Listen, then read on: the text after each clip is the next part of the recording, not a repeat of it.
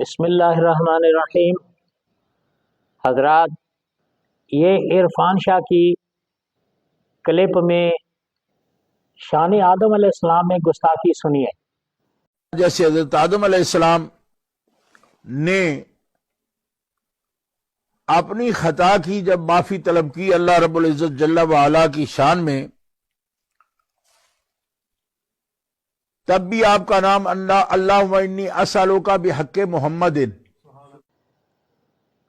اس دور میں لفظ خطا گناہ، قصور اور جرم، نافرمانی کے معنی میں سمجھا جاتا ہے، جبکہ عرفان شاہ نے گزشتہ مہینوں میں لفظ خطا پر گستاخی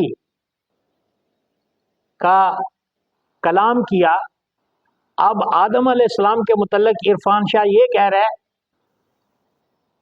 کہ آدم علیہ السلام نے اپنی خطا کی جب اللہ تعالیٰ سے معافی طلب کی، تو اگر غیر صحابی کے لیے لفظ خطا یہ گناہ اور بے ادبی ہے، تو پھر آدم علیہ السلام کی بھی عرفان شاہ نے بے ادبی اور گستاخی اور نافرمانی کی ہے۔